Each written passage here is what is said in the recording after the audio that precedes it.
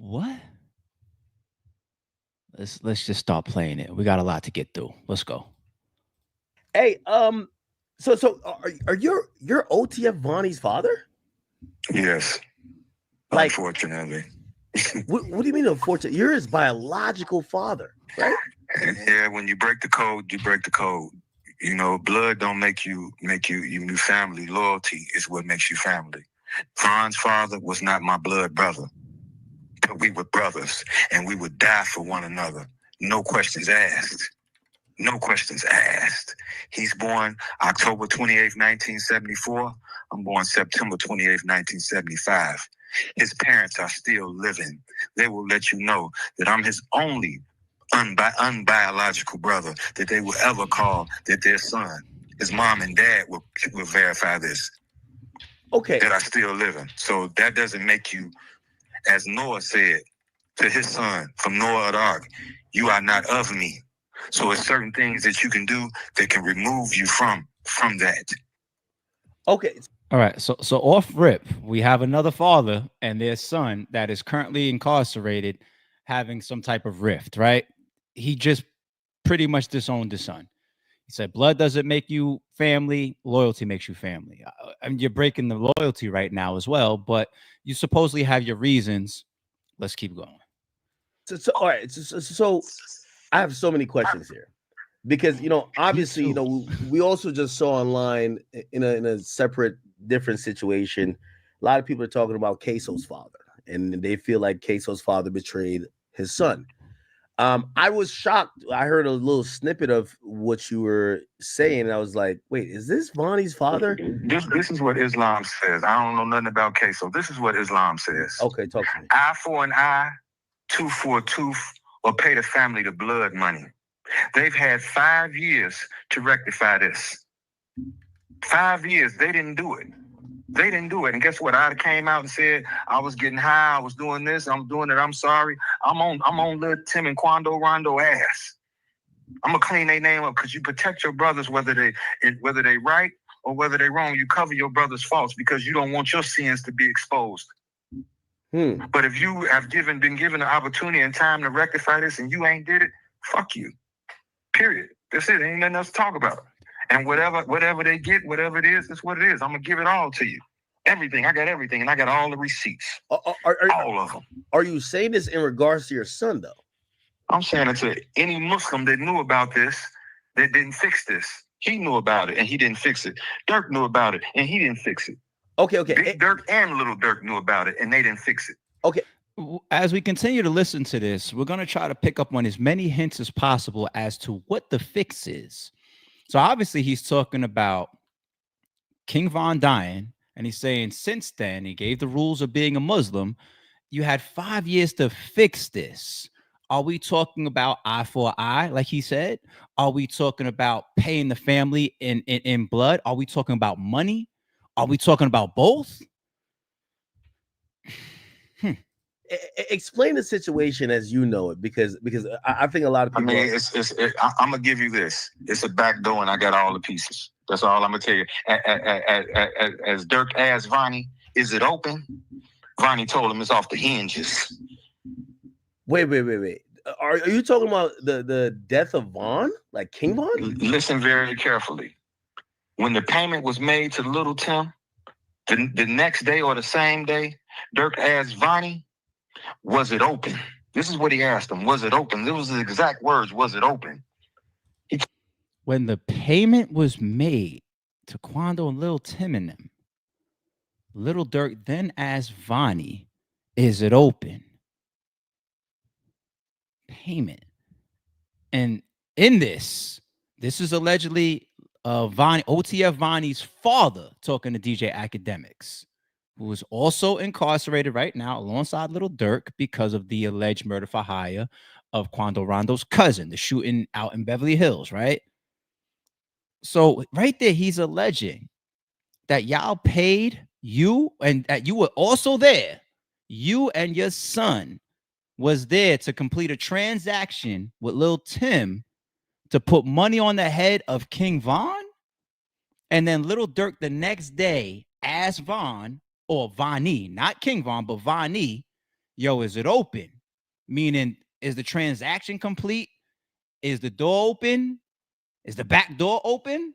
As far as, you know, us setting up King Von, is that what he's explaining right here? Am I decoding this properly, or am I missing something? Told him it's off the hinges. It's off the hinges.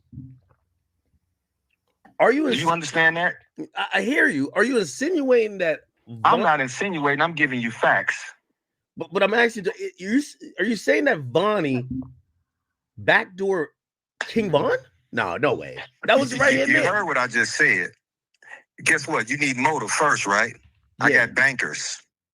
I got bankers that'll testify that or will make a contract or make a statement to you and let you know that this is the amount of money he had, this is what he had, this is that another. You need motive first and foremost. I got text messages from the lawyer letting you know that who told on Durk before, who told on Von before he died.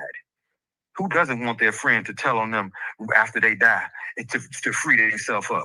You've seen how Von looked at him in that courtroom. That right there, that's the insinuation I'm assuming of when King Von and Lil Durk had the case together from the shooting and the alleged robbery or whatever in Atlanta, right? Lil Durk and King Von, they had that case together. They was in court together. We all remember that infamous video of them sitting next to each other. There was also a time where I believe they were out on bail and they weren't allowed to even be associated or be around each other because that was just the stipulations of their release. And then King Von dies from something totally unrelated in Atlanta as well. And then Lil Durk gets off of that case. So now Vonnie's father is insinuating that Lil Durk told on Von because he was deceased. Stay with me, people. This is some, what are we waking up to? So this is what it is. I mean, this is what it is. We ain't got to go no further. Like I said, I got all the receipts. This is what it is. As I said, he asked him, was it open? He told him it's off the hinges. So you think, and you're saying you got lawyer receipts about that. You got text messages from lawyers that Lil Durk told on King Von to get out of the case that was still pending over his head after King Von died. Let's say hypothetically that was true. Let me just drop this here. Quick subtopic, even though this right here is bugged out as shit, and I want us to stay the course. Who else did that? FBG Butter, right? Told on his sister, Shakira or Kira or whatever, the alleged infamous female shooter from Chicago that allegedly King Von killed. Oh my God, I feel like I'm in the weeds too much. There's too much. I don't know. Some of y'all may know what I'm talking about, and some of y'all may have no fucking clue keeping up with what the hell I'm saying. But FBG Butter, because his sister was already deceased, allegedly told on her because he's like, it's not really snitching. I'm just curious. Is it snitching? If there's any receipts about a lawyer saying that Lil Durk told on King Von after King Von died, which I'll look at Lil Durk as a snitch, if that was true. I remember reports coming out that the case was like flimsy around Lil Durk or whatever the case may be, and that's how it got dropped. I don't remember ever seeing nothing about the reports or hearing nothing about Lil Durk telling and no shit like that. But Lil Vonnie, not King Von, Lil Vonnie or OTF Vonnie's father right here is going off. He's putting a lot of shit out, whether it's true or not, or I think that we ain't no think. I'm willing to put my life on it because I'm speaking right now out loud to this. So I'm willing to die for this. If a person is killed for speaking the truth, he won. He won. So you're saying that Durk wanted? Hey, well, I don't know why you keep repeating it as if you don't understand it. You don't understand what I'm saying. Because it's hard to fucking fathom. English. I said first we got to establish motive. Why would Durk want Von unalived? Let me give you this. First of all, you didn't sign your rights over. You ain't in no slave 360 deal. First of all, you can't bring nobody into the business and they surpass you. How you bring me to the table when I pass you up? That's not true. So, well, it is true that we've always saw that spoken about, that King Von and Lil Durk never had no official paperwork between them. Business wise, not good. Friend to friend wise, we rocking or whatever, could be cool. Did Lil Durk bring King Von in? Absolutely. He's got him up there on the Breakfast Club coughing. Don't talk about this. Don't talk about that. He gave his celebrity and his fame to King Von, walked around promoting him, saying that he's next up, helped him get on, featured with him. A Lil Durk feature is a big thing. You know what I'm saying? So yes, Lil Durk is responsible for bringing us King Von, in my opinion, right? From a music industry standpoint. Did King Von pass Lil Durk? Fuck no. Fuck no. King Von, he got to that point where it's like, oh, you are next up. King Von's first album didn't even drop by the time he passed. His first album dropped after he died. All right. He didn't even have an official studio record label album out yet. Was he next up? Did we fuck with King Von at the time? Yes. But there was still a big gap between Lil Durk and King Von. Like, we're not going to do that. So Vonnie's father's tripping right here, but he's trying to say that to establish motive. So right now, so far, he's opening up a big can of worms, but he's also saying some things that's just like, come on, son. Come on. Don't nobody want their chief spot taken, do they? That's an interesting Dude was thing. a slave. Dude was not a slave. interesting, He was Matt. signed to It's not. Coke Boys. He was a slave. Von wasn't no slave. That's interesting. I did find out that Von didn't have any contractual ties to Durk like that, which was I interesting. mean, come on, man. He wasn't even signed to him. Yeah, and How's this his friend? He lied. that mean just because King Von was getting hot, he had the whole story series going, right? We know the songs and he's popping off, and then you got the whole beef between FBG Duck and King Von. To me, I knew FBG Duck before I knew King Von. Now I know in Chicago people would debate that, but for outside markets and arenas, FBG Duck was King Von. To me, was even got a catapult after, I hate to say this, after FBG Duck died, and that's what FBG Duck's mother got a lawsuit in for, right? That y'all capitalize off the murder or the killing or the death of my son. But that's a whole nother debate and story. So for me personally, I knew FBG Duck, and then I knew King Von was coming up. FBG Duck died. King Von continued. The story series was hitting. The FBG Duck stuff made everybody look more closer because we love all the street drama and y'all living y'all lyrics and all that. King Von trolling and doing live saying, ain't no more FBG, and doing all that type of stuff. And we watching like, wow, this is, everybody got their popcorn out. And it just so happens too, to King Von's credit, the music was dope too. So it's dope. It's authentic. Then you got the beef with NBA Youngboy. You got Lil Durk, who is still way, way, way above King Von. You're catching cases with him in Atlanta. Lil Durk's over here featuring with Drake on fucking charting Billboard #1 songs and everything like that. That's not motive. And just because one person has a record deal and the other person doesn't make the person that has a record deal a slave. Right? Because King Von would still, from a stature standpoint, from a success standpoint, from a money standpoint, from a fan base standpoint, he was not close. He would trade with Lil Durk. I'm not saying like on some grimy shit, but he didn't have what Lil Durk had at the time when he passed or before. No? Chicago, am I tripping? Music industry, am I tripping? Did I miss something? Did I sleep through the shit? I was there. The fuck? He lied on Breakfast Club and said, hey, you think your man would be sitting here with $300,000 worth of jewelry on and he not have an attorney? He got a public defender. How? And I got $300,000 worth of jewelry on a lawyer for a murder case ain't gonna be no more than 50, 60,000. How I got $300,000 worth of jewelry on and you don't even got an attorney? Wow. But you my friend? Does that make any sense? You got street niggas that ain't got nowhere near that, and they do what they got to do to make sure that they people got attorneys. This is a simple assessment. We ain't got to go no further. How did Vonnie meet Von then? Come on. How did Vonnie meet him? I sent him down there on him. He didn't know him from a can of paint. Von knew my other sons. We got pictures with Von and my other sons. When Von's dad went and picked up my other sons, he never knew Vonnie at all. I dropped him off on him. He didn't know him at all. He trusted him because of me, because me and his daddy's relationship. Okay. He didn't know him from a can of paint. So I'm sorry, I'm not reaching people, but I might be the only one podcaster that y'all watch that I pick up on shit like that. That little piece right there, I can hear it in his tone. I could see it in his word selections. He's disgruntled towards his son, and there's definitely some success and money, and there's some of that involved here. I call it just me. I read my own matrix. Fuck it. I'll stay on my own island. Fuck it. It's just me then. Fuck it. There's on my own take. Nobody got to agree with me. I could see it in what he just said right there. Because that's how you see people want to take claim to ownership. Those are like the people that say, I'm the reason that you got on. I'm the reason that you there.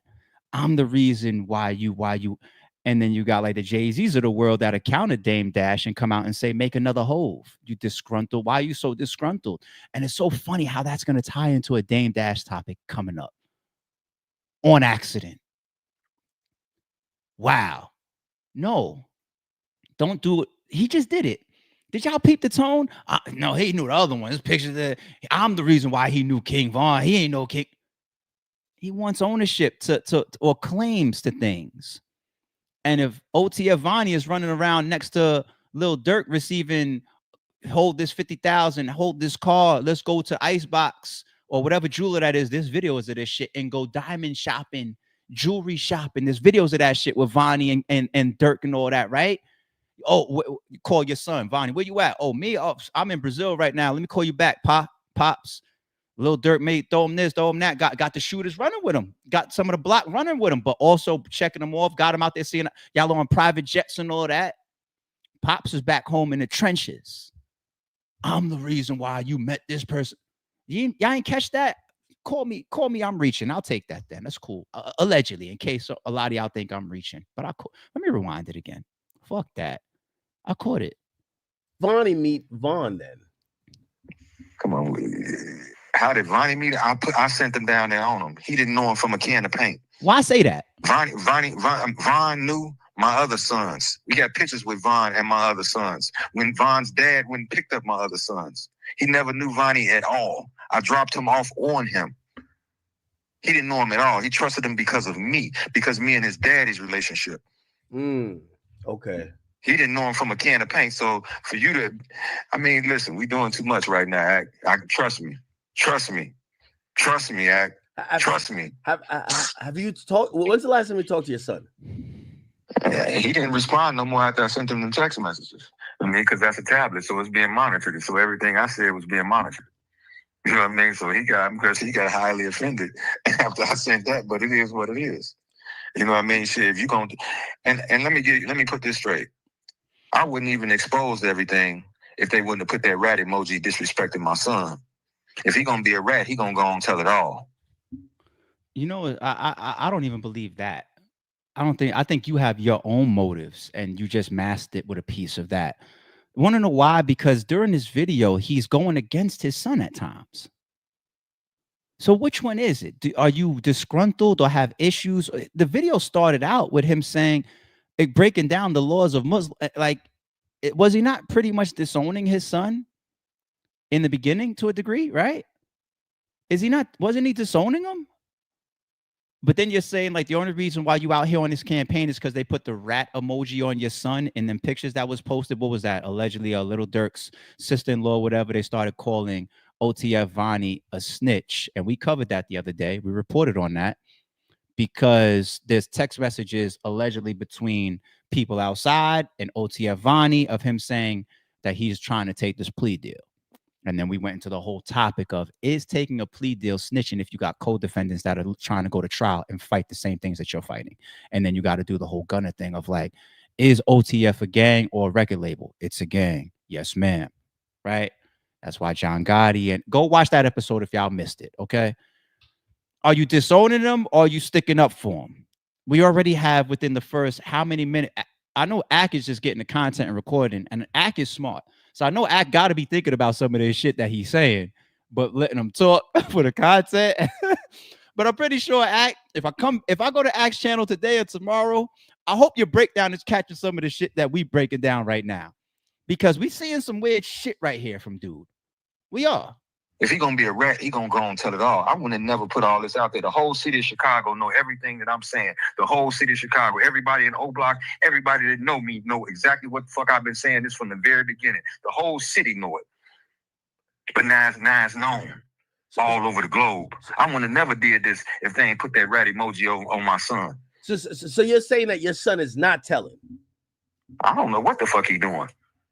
I don't know what he doing. But they're telling. If you don't know what the fuck he doing, then why are you going on this campaign, going after exposing Lil Durk for being involved allegedly of killing King Von, and you don't know what your son is doing? He just contradicted himself again.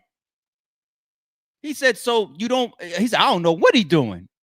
Well, which one is it? You just 10 seconds ago said you would have never bust none of these moves if it wasn't for the rat emoji on your son. And then he asked you, so do you think he's snitching? I don't know what he's doing. What?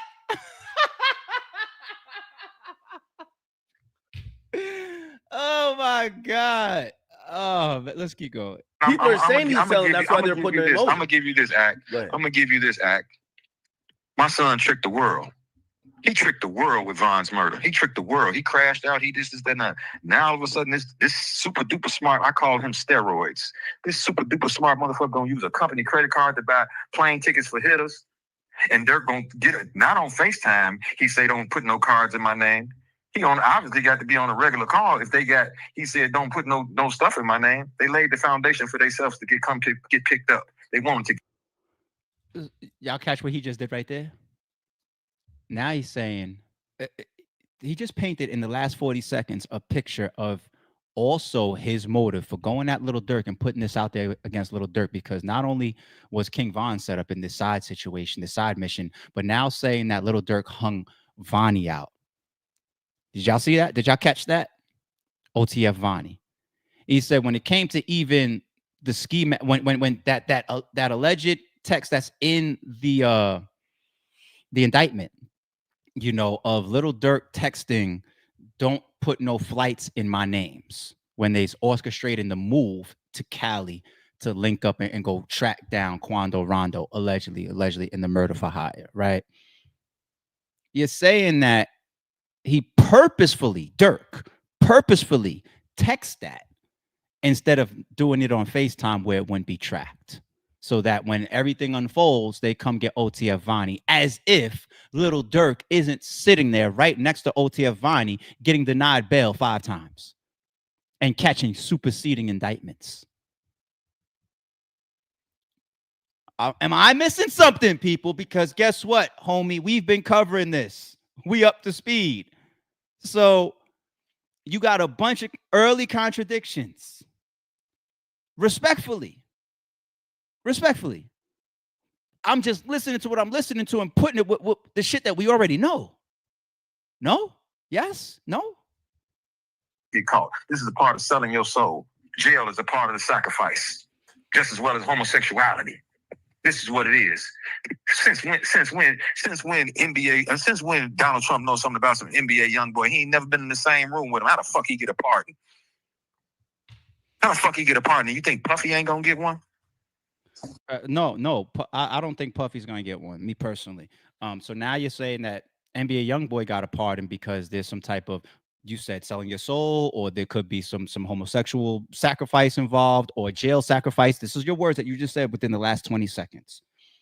If you ask me, Trump has pardoned the Kodaks or the NBA YoungBoys or whatever for the black popularity vote and consensus. If you ask me, it's no different than him using and puppeteering Kanye.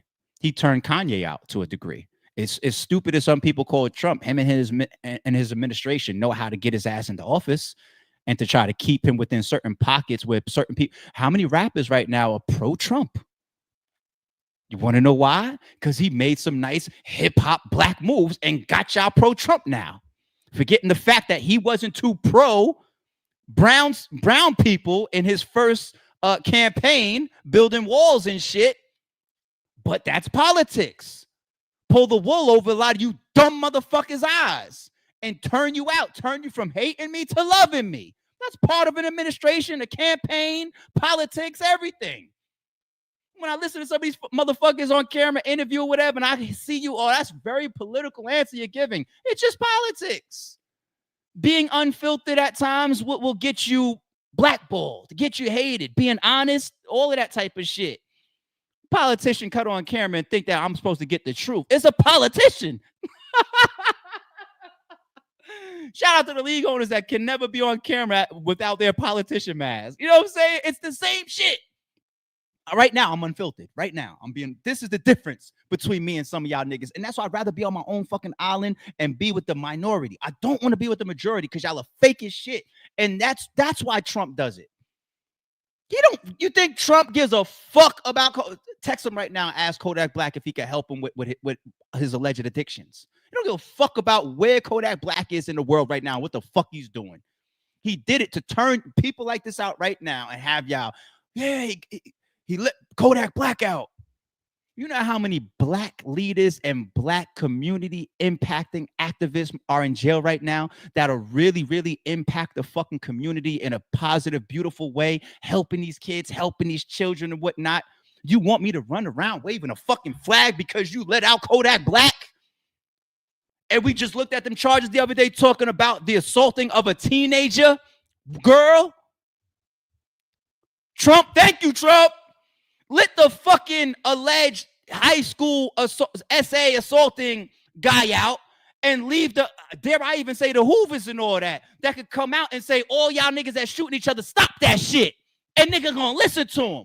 Instead, we out here watching Kodak Black on stream with Neil. Can't even deliver a fucking sentence.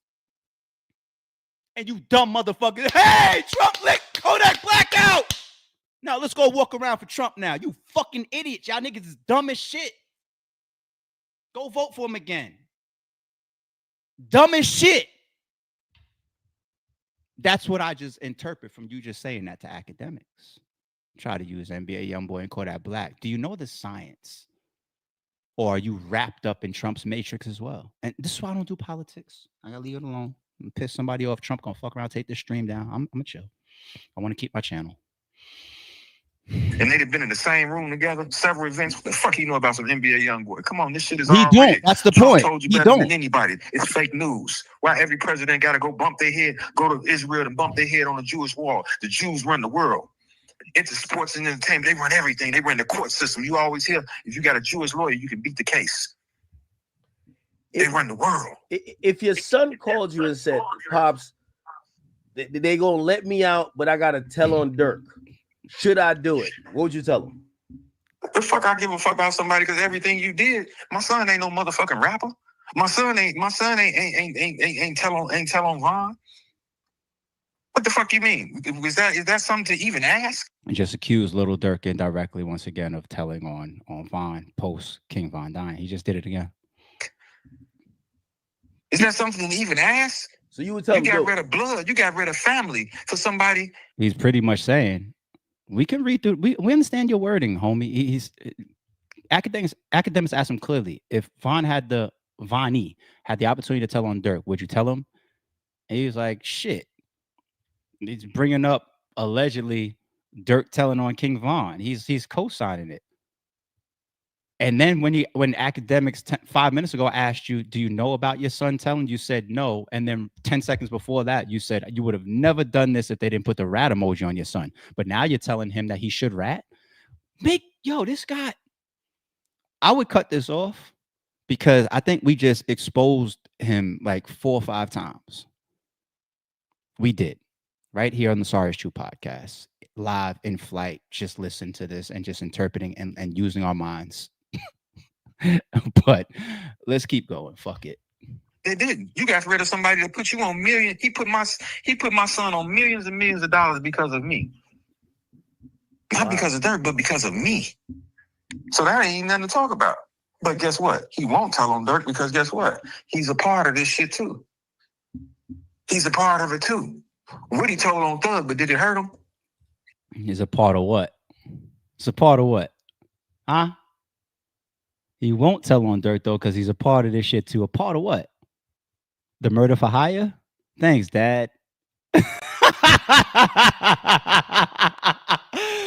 is going on?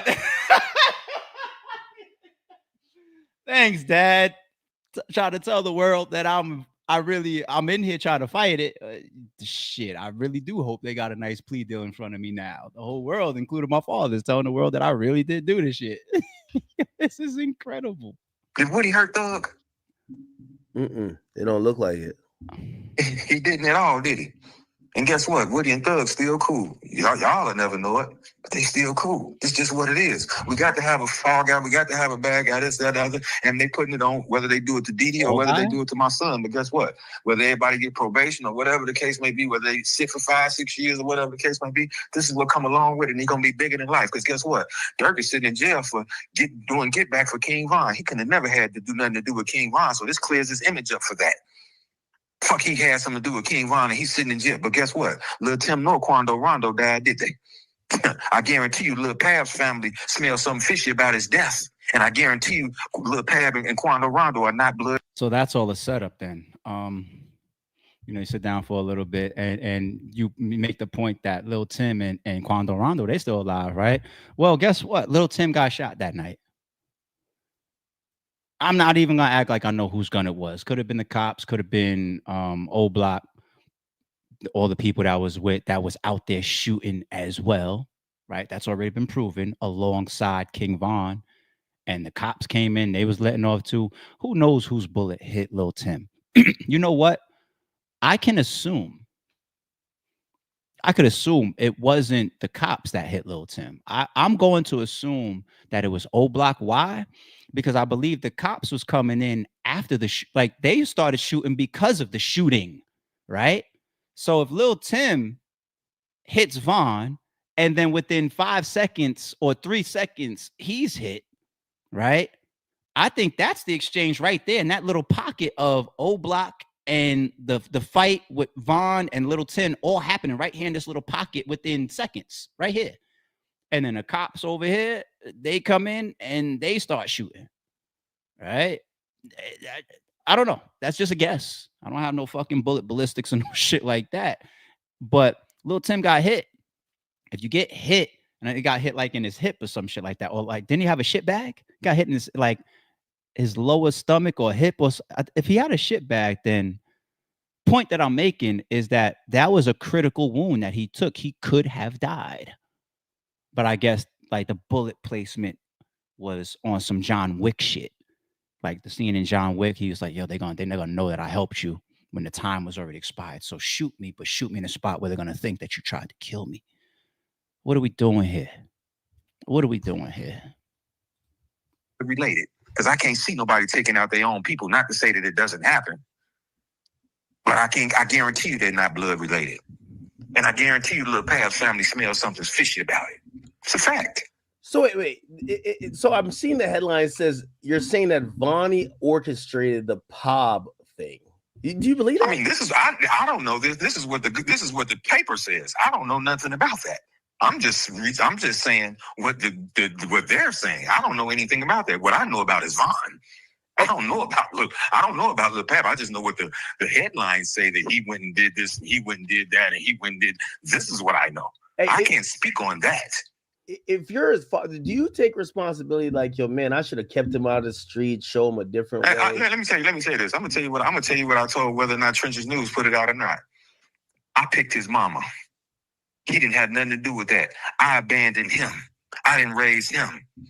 You understand me? So I didn't get a chance to put my principles and my morals and my values in him. He ain't had nothing to do. You abandoned him. You didn't raise him. You didn't get a chance to put your principles, your morals, and your values in him. Hopefully, that's not the main reason. Could be why he turned out the way he turned out.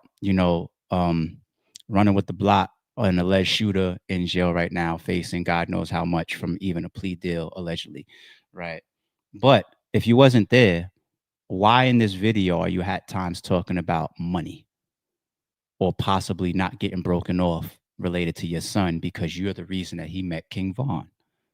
If you wasn't even there, makes me think like about Shaquille O'Neal, Shaq's situation. They say he went to hell and back for his stepfather that stepped in because his biological, nobody knew Shaq was going to be Shaq. Goes on to be one of the biggest household names in the world, entrepreneur, ownership of everything. If you look at it in your house, Shaq might got a piece of it. That's Shaq as a fucking entrepreneur right now. He took care of his biological father, the one that was there. His biological, you don't deserve shit because you abandoned me. And you just admit to that for your own son. So don't anywhere in the rest of this interview talk about money, but you will. But you will. So I got to accept first responsibility. I got to accept it. He didn't ask to be here. So you said the mama was the problem. I mean, listen, I'm the problem because men raise men. True. Men raise men. There we go. You understand? So I got it. Listen, when you a man, you accept that something that whether it's for you or against you. Whether it's for you or against you, the first thing, did you raise them? No, you didn't. Okay. What you talking about then? But guess what? You still supposed to know right from wrong. You supposed to know, man, this is your family. This is what it is. And then fuck all that. Fuck all that. None of this would have took place if it wasn't for me. And you leave me fucked up. You robbed for all these millions and you leave me fucked up. You don't make something up and say, Dad, my trucking company took off or my Bitcoin took off. Here go a meal. Here go this. Here go that. Pay me back. Nah, he had to give you a couple $100,000. Stop capping. Come on now. Listen. That's academics instigating right there. That's him turning on some of his sneaky intelligence. He's trolling him a little bit, getting content out of him. Nah. What you mean? You just told me you wasn't there. You didn't get a chance to instill your principles, your morals in him. You didn't raise him. You used the word abandon. You said I abandon. You said that. But hold on. He had to give you $100,000 or something, right? Now Ack is trolling him for content. But dude wants off Ack. Dude just, how many times we're going to watch him flip in a contradiction that don't add up properly to anybody with fucking ears? No, he just did it again. I abandoned him, but yo, you ain't give me a truck, a Bitcoin, something, throw me a mill, something. Tell me that Vonnie was on private jets with Lil Durk and he ain't told you half a mil? Stop playing. Listen. This is facts. I swear by Allah. Allah can take my soul and never give me paradise. If anything I'm telling you is a lie. Don't let me be able to retract this on the day of judgment. Don't let me be able to retract this on the day of judgment. If anything that I tell you is a lie, I swear by Allah.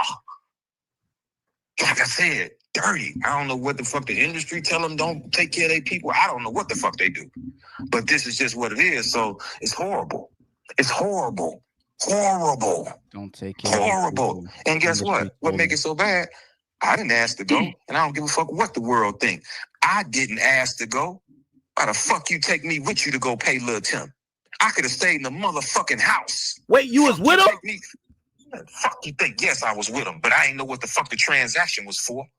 Of course, I didn't know what the fucking transaction was for. It's like I'm in the middle. Listen, it's like I'm in the middle of a fucking drug deal, but we don't get nothing back. And this is in April. We don't kill them till November. Wait, hold on.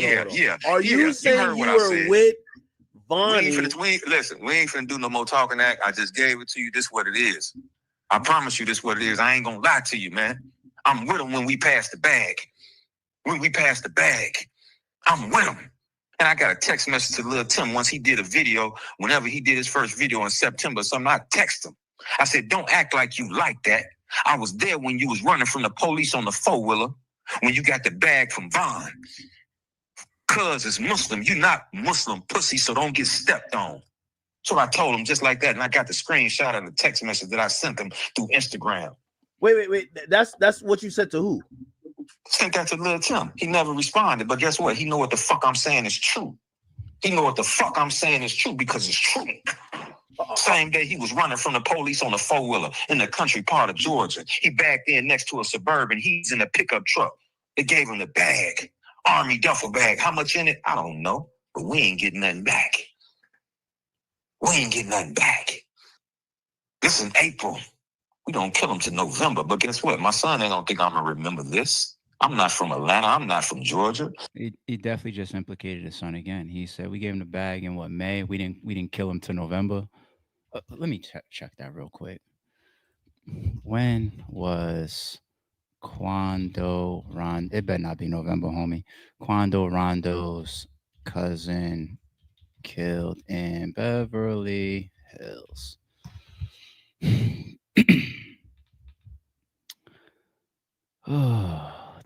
Was killed during a shooting outside of Beverly Hills Center, Los Angeles. That says August. What's November?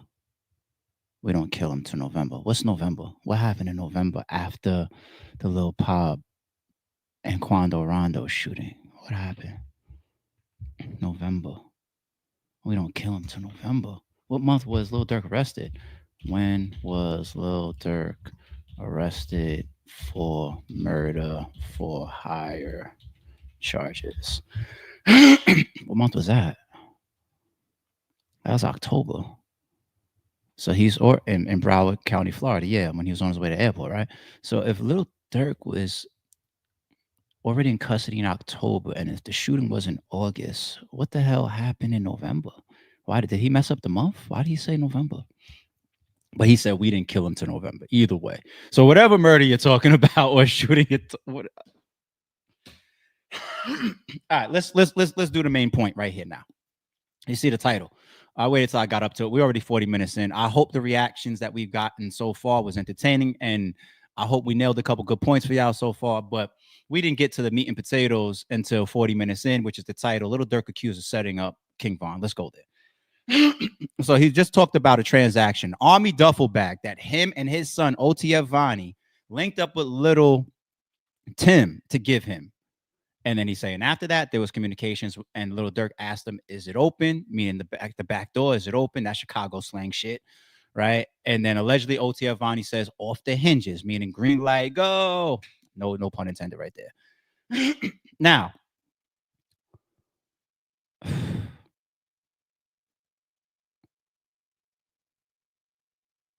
it's very tough for me to believe that Lil Durk is trying to get a bag to Lil Tum to kill King Von if I focus in on the night that King Von was actually shot. Now, the only way that this is going to work for me is if you're going to tell me that the bag was for King Von and him just consistently being hunted like in Atlanta, right? It can't be for the night in question, because the whole story goes that King Von was on his own type time that night. They was at a spot or a club or a walkthrough or a show or something, right? After that, they went to another place, and it was King Von in flight that made the change, to the point where his manager, his security guards that are in other cars and everything, they all did interviews on Vlad and all this, saying they were all caught off guard. Like, where's this side mission that King Von is calling? Then they get to the parking lot. They saying they all just sitting in the cars. Word comes back to King Von's car that, yo, some of them boys is here. They in the parking lot, right? He gets out, got a bunch of people behind him. You see when he turns around, sees Quando Rondo, and then starts punching on him. So this whole night leading up to being there, making the first move, throwing the first punch, all of that is King Von initiated, right? And then Little Pop comes out of the car on the other side and shoots the person, happens to be the one person that's punching on his best friend. And then he beats the charges because it clearly in the video falls into self-defense, right? So, and that's why you had the debate. Even people like 600 Breezy coming out and saying, listen, like, he's Team Von, right? But you still got a 600 Breezy on camera saying, technically, they did what they were supposed to do. You defend your peoples. You got the shooters and the gunman with you, whatever. So when I finally, as the artist, the bag, the main name, get punched on, and none of y'all do all this shit that we rap about, right? So a lot of people would say, like, King Von initiated it, and then those guys did what you would want your friends to do. Protect me. Right? Now, that bag can't be for the night in question. It can't be. Now, dare I, and I don't want to go conspiracy theory with some shit about lost lives and some real shit, street shit that's going on with them niggas, alleged murder for hires and whatnot. But just from a podcasting standpoint, let me throw this out there.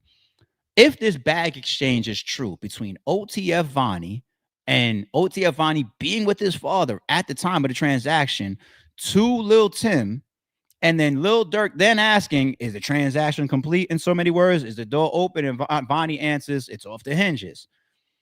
Why can't the bag then be to set up Quando Rondo and Lil Pop or Lil Tum? Because obviously allegedly, to our many people's opinions, Durk wanted them boys bad in retaliation for King Von, to the point where allegedly he's getting on private jets and some of y'all getting on some flights over there, and we headed out to Cali and we're gonna track these guys in a tracker car, and then the shooter car pulls up at the gas station, green light, go. Allegedly. And then raps about it in a million songs, does interviews with DJ Academic saying, you can't say hashtag slide for Von no more, right? We different in the rack. Right? No? Yes? Am I missing some of these facts that's already out there? So most people believe Lil Durk wanted retaliation badly for King Von losing his life. So if I can get a bag to Lil Tum or Quando Rondo, maybe it's a bag trying to act like I'm putting them somewhere, or I'm booking them for a show, or I'm trying to act cool with them, lure them out, get them somewhere where I know, because now the door is open, and instead of getting them in Cali, I could get them wherever this bag was supposed to put them. Now, that would still be stupid on Quando Rondo and Lil Tum's side, because if King Von already died at this point, and you already listening to the songs and the shots and the subs, you know this is a deadly beef that you're in. And Quando Rondo himself, I think, interviewed that he knew that there was a bag, or is a bag, on his head. So if they knew that, then technically, why would Lil Tum ever go close to OTF Vonnie, whether he's got a bag of money for him or not? Why would he ever let him close to him if King Von had already been killed and this war is officially on? It already was, but it already was beef. But now somebody has died, and these are street niggas and shooters. You know it's up. You hearing rumors. There's a bag on my head. These niggas is rapping it to you. Why'd you leave Atlanta? And there was a shooting of Quando Rondo after a show one time, right? Like at a different gas station or some shit, right? And then Lil Durk has songs like, y'all, you see how fast they left Atlanta and blah, blah. What the fuck? So technically, the transaction itself don't make sense for OTF Vonnie and anybody from Quando Rondo's side, whether it be Lil Tum or whoever at the time, to be next to each other. That don't make any sense. I don't know. Let's play a little bit more. It's April. How the fuck everything that I'm going through, how the fuck I'm gonna remember one day? Something they did. If this is true, why not help your son cover it up? Fuck, I'm gonna cover it up for what the fuck? I'm gonna give a fuck about somebody you went against family for these bitch motherfuckers, and then you left your daddy and your family fucked up. Only person benefit off this shit is you and your mama. Nigga, fuck you. Fuck you. What the fuck? I'm gonna cover up something for a motherfucker you got out on family. This some Kane. You left everybody fucked up but me and your mama. So we're talking about money once again, or leaving people behind, even though you already admit that you abandoned your son and you didn't instill your principles and morals in him, right? But then earlier, once again, you said the only reason you did this is because they put the rat emoji on him. And then you even contradicted that by when academics asked him, is he ratting?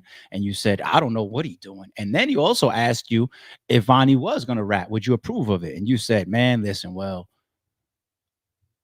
it's a bunch of contradictions. It's a bunch of contradictions. And this thing is this situation's got a lot of legs on the internet at this point.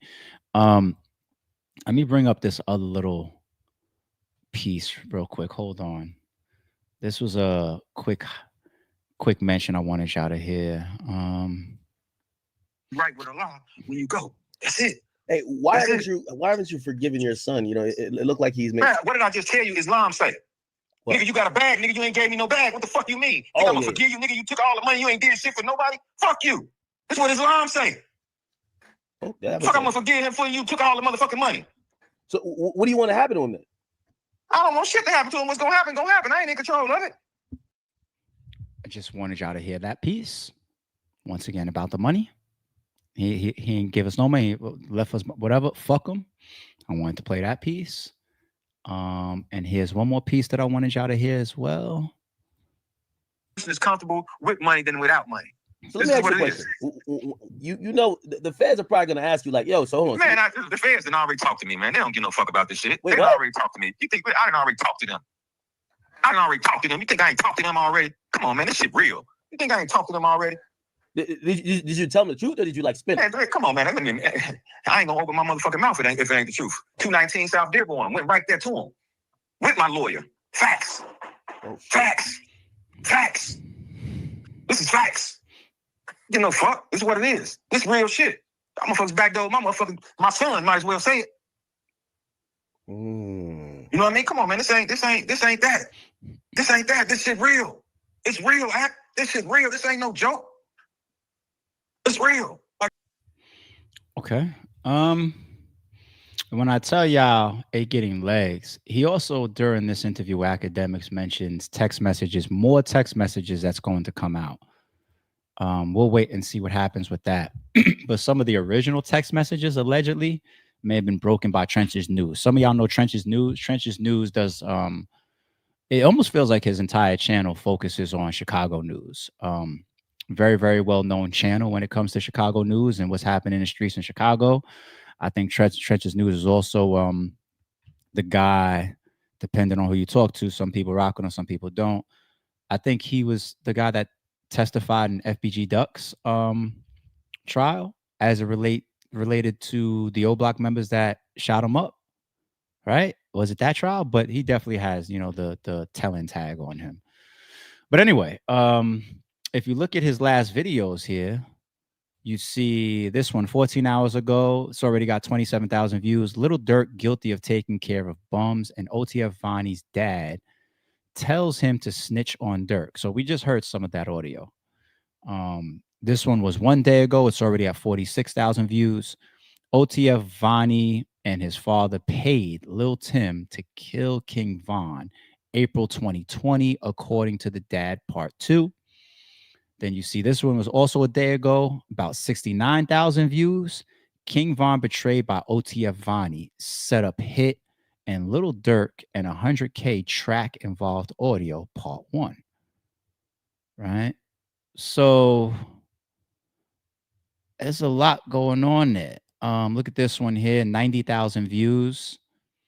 OTF Vonnie made a deal with the feds, turned on Lil Durk, and backdoored King Von. I don't know. So when I say this has a lot of legs on the internet, don't be surprised if we have to come back here for more reporting on this situation. But I hope y'all feel like we definitely did some reaction and some breakdown, at least to OTF Vonnie's father doing an interview with Academics, because we caught a bunch of shit there. Let's move on. let's move on, people. Good morning, by the way. I didn't get a chance to say good morning. The stream started right away with the video playing. I was just like, I was already, because I was listening to it this morning before stream cut off. I was catching up. I was like, what am I bringing to the stream? Right? I tried to never clickbait y'all with my titles or my thumbnails. I try my best. So I'm listening to it, and I'm just like, I'll cut the stream on just like I did yesterday. I just cut it on and just play it. All right, Damon Dash. Y'all see him in the thumbnail too, right? Let's bring up Damon Dash. What's up with him lately? Last couple of days, I've been watching his interviews rolling out. Where he's like on some, I don't know, farm or in the hills, the mountains somewhere, on some other property that he says he owns, and he's got the red bandana around his face. I've been watching all of those clips, seeing what he's been talking about. He addressed everything. He addressed Beanie Siegel so far. He addressed Cam. He addressed Jim Jones. He addressed Jay-Z. He addressed him losing these lawsuits and owing back taxes. He addressed everything so far, right? It's Dame Dash. You know, if you're gonna pay him for an interview or pull up on him for an interview, you're gonna get a bunch of sound bites. He's very transparent, and once he gets the ball rolling, he's gonna talk. You know, but this one makes TMZ. Damon Dash. I signed the white lesbian Aaliyah, and my teeth will be fixed. Haters. This hits TMZ yesterday. I really have a subtopic for this, but bear with me. All right, so here goes the beautiful, late, great, rest in peace, Aaliyah, and here goes who he's saying is his new signee.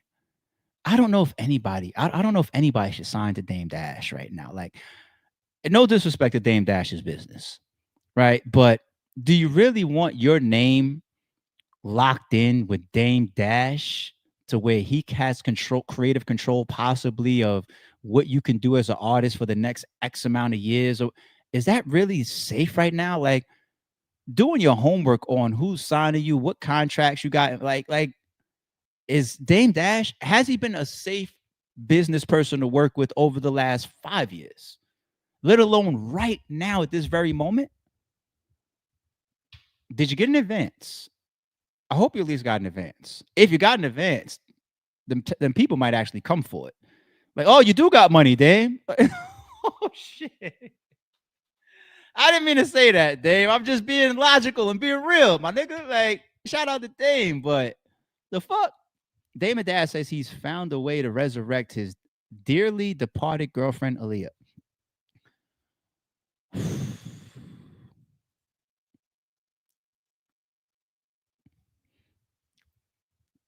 You shouldn't have said that, Dame. You shouldn't have said that. I understand trying to promote your artist, right?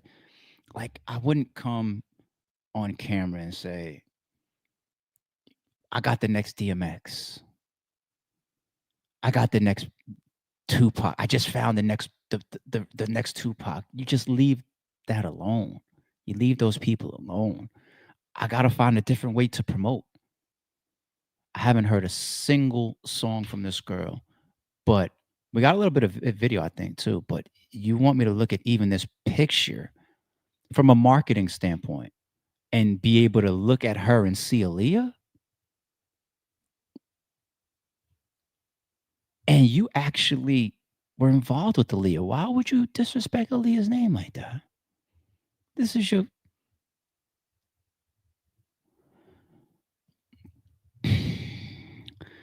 The embattled mogul introduced his late protege, Nicky Licky. Even the name. Why would you disrespect Aaliyah like this? Nicky Licky? What the fuck? Nicky Licky, during his recent interview with the Art of Dialogue, and that's the series that's been dropping lately. Shout out to the Art of Dialogue, man. They're killing over there. And gushed over her talent and fashion sense, claiming she was a spitting image of the late One in a Million singer. Let's play a little piece of this clip. Find it. And I wanted to explain something about my teeth, because everybody wants to know. No, whatever. It's funny because, Hello. it's like, to me, she's like if Aaliyah was white. If Aaliyah was white, she'd be a lesbian. That's her. And she has the same everything. It's like she has a little bit of red Pull the shirt open and shit on camera. He's crazy. too. That's like kind of. I ain't going that angle, y'all. I was just playing with that one. You know, she's dressed. Okay, calm down. She could play instruments and she writes and sings, and she also did a lot of the administrative stuff with the album. So she helped build my, helped me with my dream.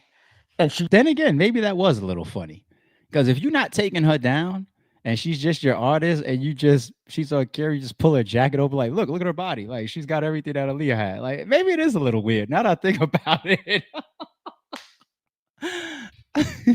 earned her way into the band by working with the band, because Freeway and them started to, respect her as an artist, and she laid vocals, and she just a part of the band now too. So congratulations. Thank you.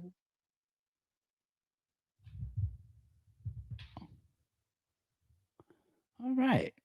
Judging from Nikki's perplexed reaction, it was the first time she had heard the comparison. We're not sure if the tagline will stick. No, it won't. And it shouldn't. And I have nothing against this woman. I don't know. I never heard her songs before.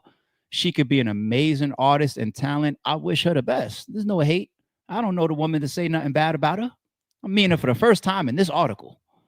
So whatever she's got talent-wise, I wish her the best. Shit, we might rock out to her, some of her music if it's hitting. But no, we don't got to do the Aaliyah thing. And she shouldn't want to do it either. Shorty, I'm sure by now, if you've been around Dame enough, you probably realize Dame is Dame. You don't get yourself in your own solo interviews and push this shit.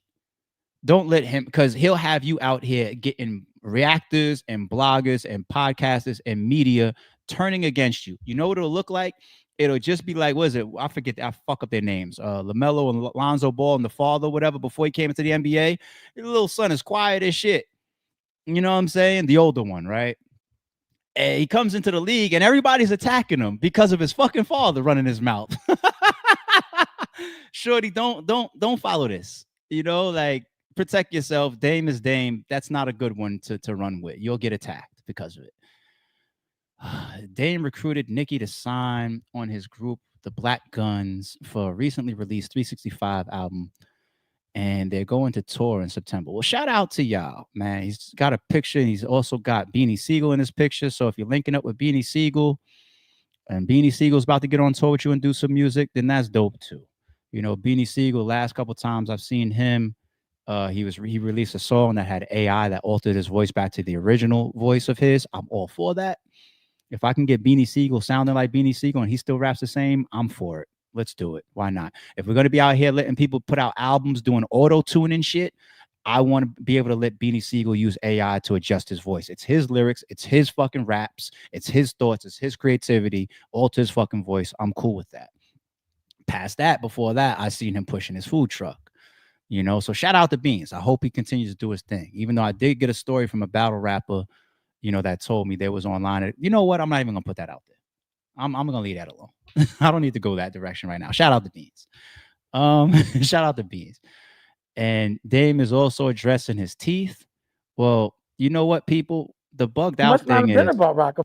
as much as I've been watching this interview roll out, I was constantly thinking that the bandana was a play on the scenery and the outfit, the cowboy hat. You know, he's carrying open carry on his side right here. You know, on some cowboy shit. He got the boots in there. I thought it was all part of the interview image and look, which makes sense, which is cool. No problem. He's actually doing that because of his teeth. That's why he's got the bandana on. All right. And then they put this Instagram video out, and that's what they're flooding his comments about. Always celebrate every victory in life. Today, we're celebrating going rafting on our own river right across from our ranch. Hey, celebrate me on the river! Woo! Family! Woo! Always celebrate. He's got to talk with his teeth like this. Like, so, shout out to the whole Service True podcast.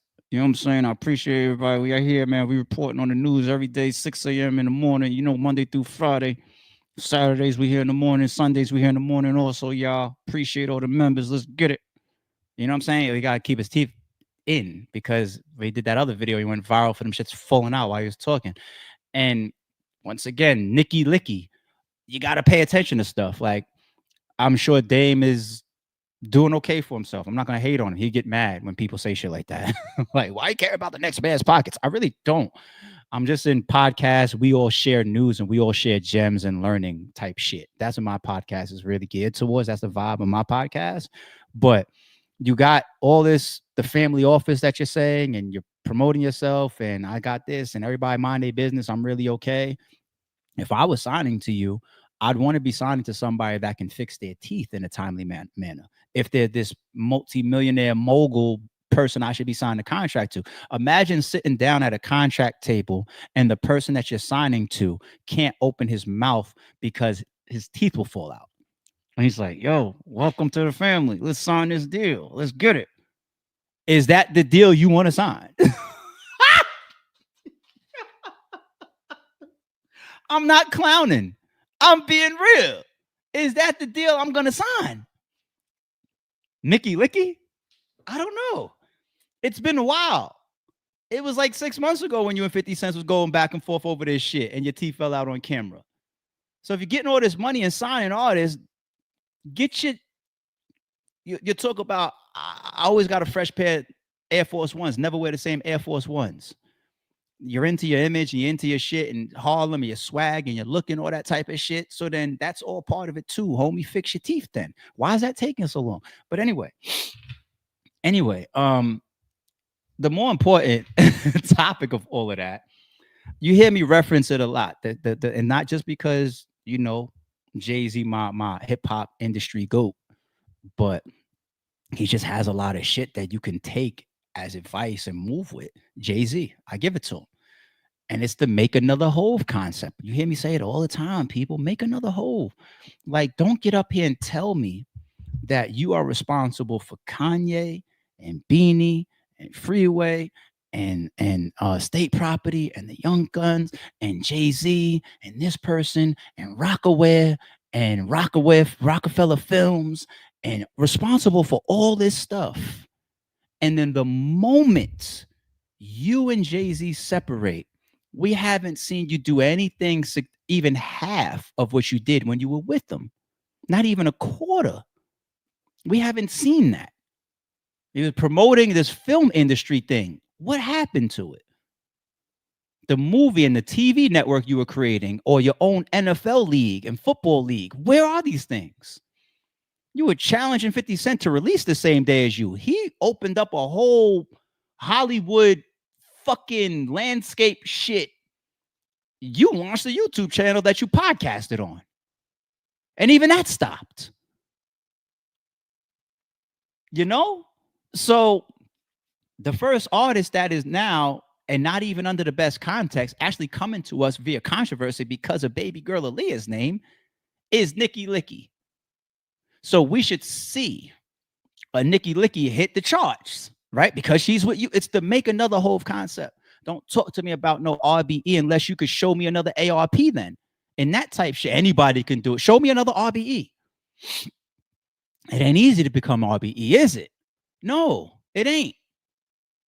You want to know what's at the center of a lot of that Rockefeller shit? Jay-Z. You know, it's at the center of some of these successful movements. It's, you could pick on the people, and you look at them and you could take advice from them. You could sign deals with them. You could trust them. They could help you, because it is a who you know type of world in many, many scenarios. It is. And why do you think so many people went with Jay? Why is that? When y'all went like this, why did the Kanye's and the biggest part of the deal, why did so many people just, I'm gonna stand over here then? I'm not trying to say that they shouldn't have owed Dame loyalty from certain friend and moral and principle standpoints, but from a business and a success and a career standpoint, some of these guys turned out pretty well. Look at Kanye. He became a billionaire.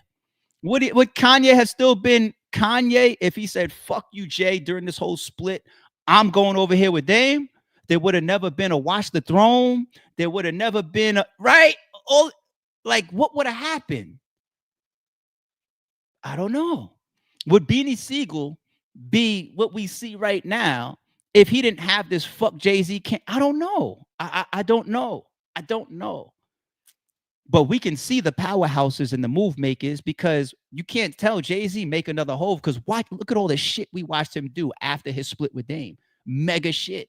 Big moves, clubs and liquor deals and this and that. And Dame just got to sit there this whole time, and he never replicated even 10% of what he did when they were together. That's all I want to point out. And it's never, still to this day, it's still no hate on Dame. I will always say, I respect that Dame is a man that stands on his square. Now, sometimes there's squares that you shouldn't want to stand on. They're not the best squares for success, or for dealing with people, or for socializing, or conducting business, or for being in multi-million-dollar rooms. No. That's why they used to call him like Dame Dolph Hitler, and they had names for him and shit. Like, he was an abrasive guy, and Jay was like, I can't carry that with me. I can't get some of these deals with that. He's telling people to fuck off, and he wants to throw Leo Cohen and all these people in the river. You know? So be careful. Be careful. You know, I could look at battle rap and see certain leagues and say, you're not 10% the owner that you are unless this other owner is right next to you. Fact! You know what I'm saying? So it's a reality. It's a reality, people. And Dame is Dame. I respect how he doesn't cower to shit. He doesn't seem to fold. He stands how he stands. He said, this is what I believe, fuck you. And I have a lot of respect for that.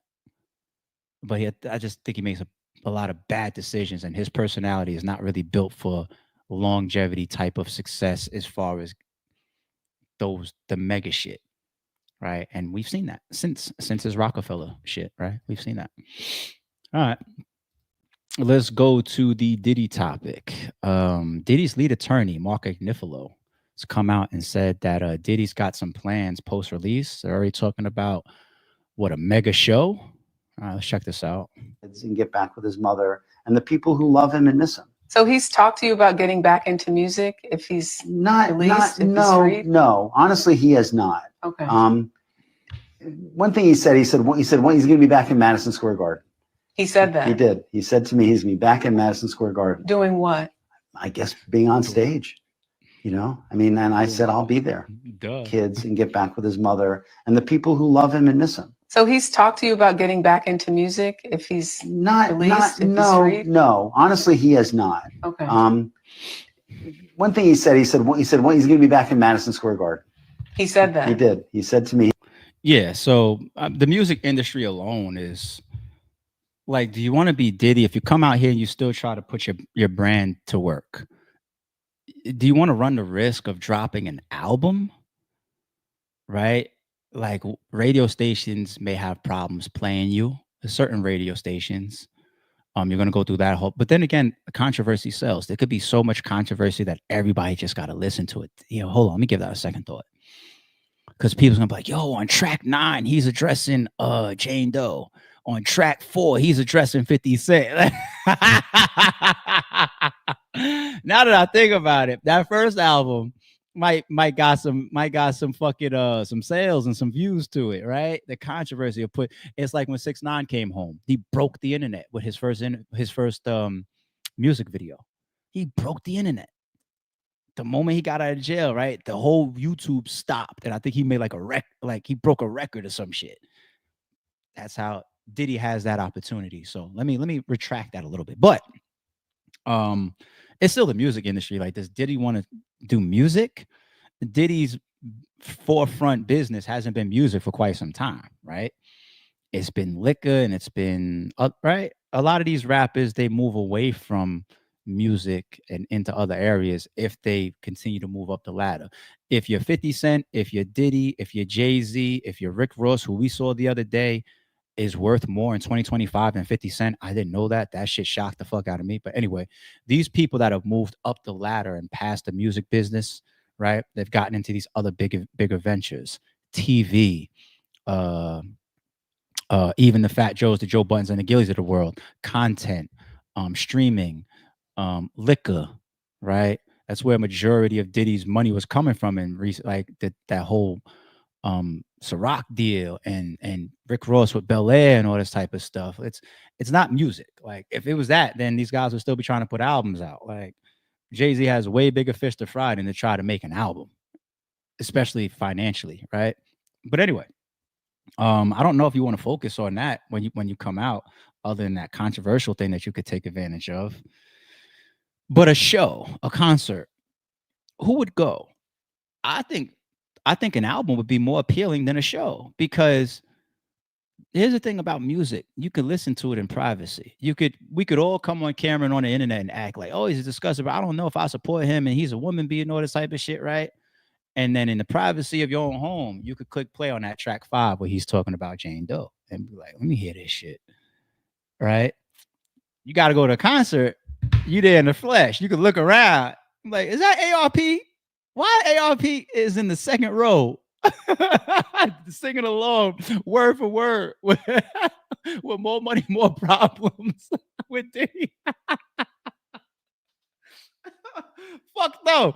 I'd rather listen to the album than show up to his Madison Square Garden fucking concert. A lot will be revealed by who actually attends and what they're there for and how they act while he's performing. Real shit. And even the people that come out. You know, you're gonna have features, you're gonna have guest performers come out. French Montana probably would. He seemed to be pretty pro or loyal throughout all of this. I think you got French. We know you got Stevie J. Stevie J had come out on stage with you. That's 2. Who else is coming out on stage with Diddy? Yo. You want to stop the world? So I was at the concert when Jay-Z brought Nas out, and it was like, oh, this is the official squashing of the beef. That shit was so dope. You want to know what's break the whole world, not the internet, not just America, the whole world. Yeah, if he brings her out, y'all know. No, not Kanye. No. Oh, y'all say King Los and Kanye will come out. Wow. Okay, I believe it. Definitely Kanye. He was going through his trial and shit. But if he it would stop the world if he just brought Cassie out. Hey, y'all, I just want to show y'all. Look, we cool. You know what I'm saying? Like, oh my god. If he brought Cassie out just as a like, yo, we all got past all of this, man. No hard feelings, water under the bridge. And then we would be like, yo, hold on. As far as her husband, you ain't leave her after the trial? You still she's on stage with this nigga, B. Did you not listen to what they were saying in the courtroom? You heard more than we heard. And what we heard was like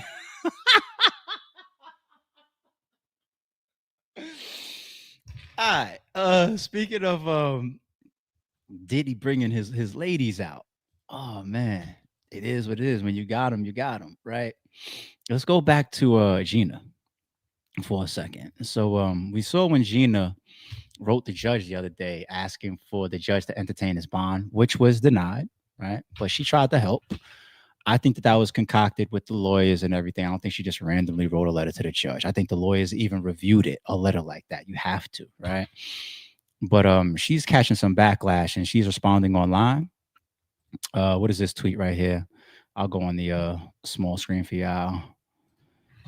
Tweet says, "You sheeps act like I can't forgive a man I once loved. I'm not gonna kick him while he's down because y'all want me to. Bitch, I don't even know you. The fuck? LOL. Goofies. I'm always have his back." Next tweet. "I've never been the type of person to follow crowds and trends. I'm not a follower." That's good. And then Free Diddy. "I'm not mad at you putting Free Diddy. I'm not mad at you saying you're not the type of person to follow trends of people. All good.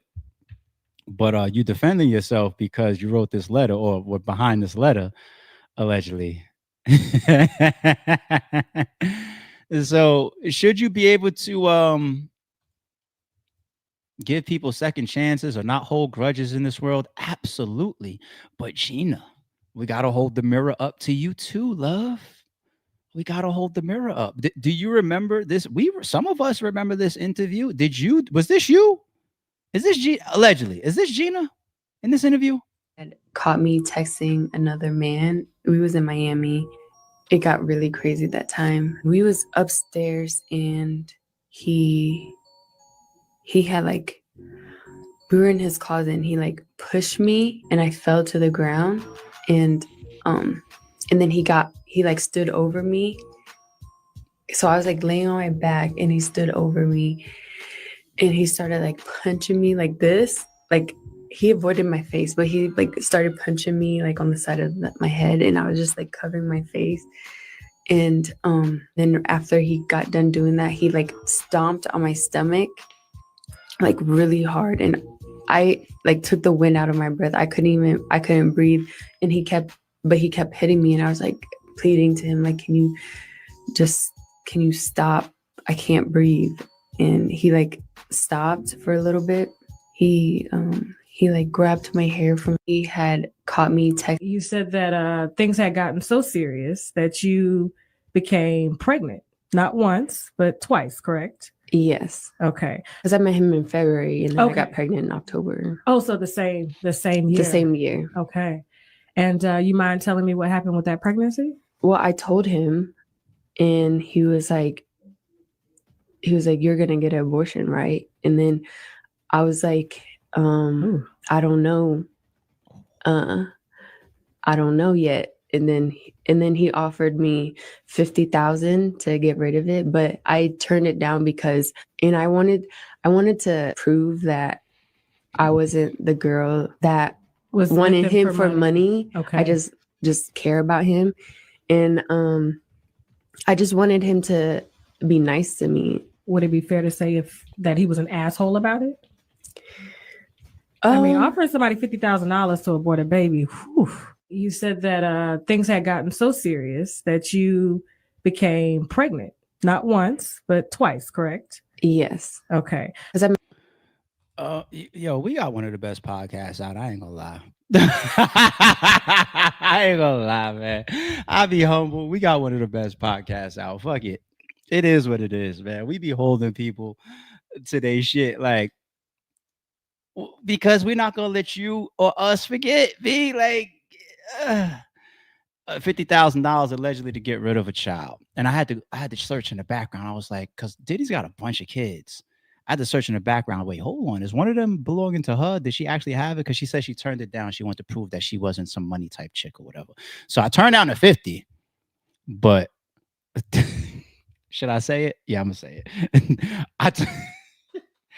ARP, should you really say it? Are you really gonna say this shit? I'm gonna say it. I'm gonna say it. Fuck it.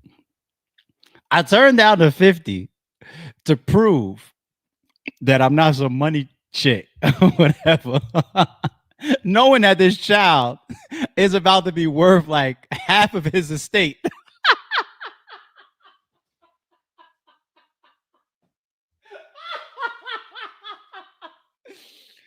Yo, tell that shit to somebody else, B. Who the fuck are they talking to?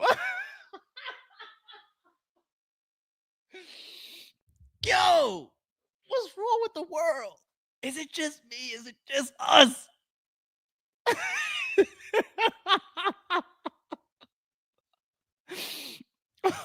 I'm turning red and I'm getting hot as shit. Yo, it's not just us over here in this small corner of the internet, is it? I'm just making sure. I'm sorry, it's true, bitch. You gotta be kidding me. What type of fuck shit y'all really be trying to feed us? Damn, B. I know how to say no, thank you. I don't take everything you try to give me, B. Yo. She tried it. She tried it. Which leads me to believe in closeout. Shorty, I want to believe that there's a part of you that maybe truly does forgive Diddy for that extremely violent encounter that you just explained. And then even a man that would offer you $50,000 to get rid of it after he tried to physically kill the child. That's what allegedly you're saying with Tasha K there, right? Allegedly. So maybe somewhere in your heart, you forgive him to the point where you would write that letter to the judge. But when we look at it from the other side of the lens, it looks like Diddy will be home soon. Diddy is still a bag and a half. And there's still a lot of opportunity in him. And you just happen to be one of the people that doesn't want to burn your bridge. You might have got a bag for that letter, allegedly. Allegedly. But anyway, we reported on Soulja Boy getting locked up, right? So let's report on the update that came out. Soulja Boy shares new IG post after being released from jail. His firearm charges were reportedly dropped. Okay, he put out like a song, a little video first day out. Soulja Boy has been released from jail after gun charges against him were dropped in connection with his recent arrest. On Tuesday, August 5th, Soulja Boy's attorney confirmed to XXL that the police have dismissed the case against the Atlanta-bred rapper due to the insufficient evidence. Okay. And shout out to DW, me and DW, who's a lawyer that watches this podcast. We were DMing about this Soulja Boy case and some of the angles related to him being a passenger and still the culpability related to the reports that a gun was in plain sight and the proximity to the gun, how that can still hold liability to Soulja Boy or not, what plays and angles his lawyer may have.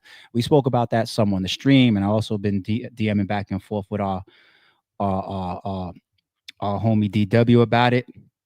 I say this, and DW, if you see this segment, let me know if you agree or disagree or what you think about this take. I say this: reports of insufficient evidence to me don't always mean insufficient evidence. That could be the reports, right? We're dismissing this due to insufficient evidence.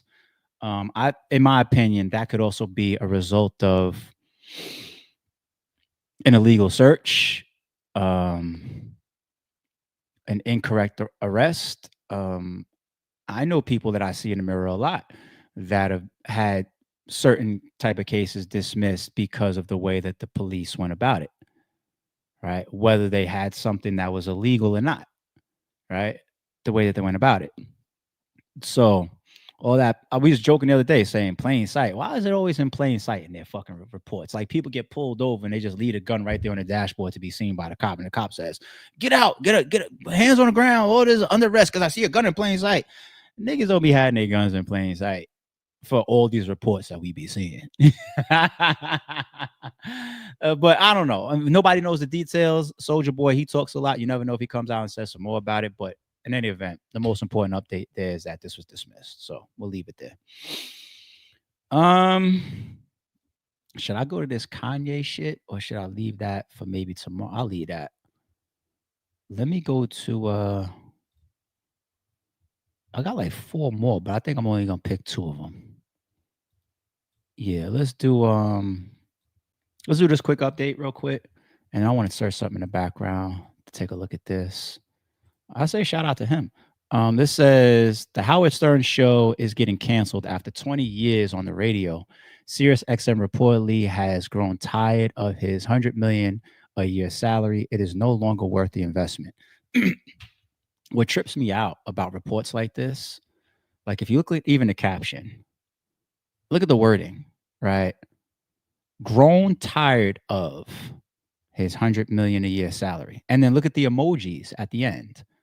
You know, the face and the strike through. It's like you read this and some people's initial reaction is like, damn, Howard Stern. Howard Stern beat the game 20 times already. Howard Stern could be considered the pioneer and the leader of satellite radio.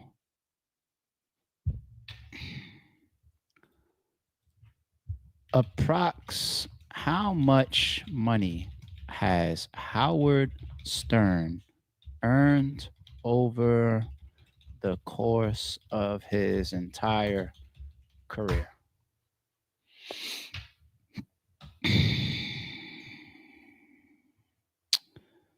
Stern earned hundreds of millions from his years on terrestrial radio before moving to Sirius XM. What? In 2004, Stern signed a 5-year contract worth $500 million. He renewed in 2010 another $500 million. In 2020, he signed a 5-year deal for $600 million, an extension. Sirius alone, he's likely earned over $1 billion to date.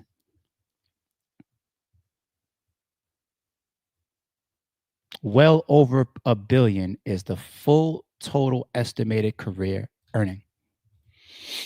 If I'm Howard Stern, I'm like, y'all just now firing me?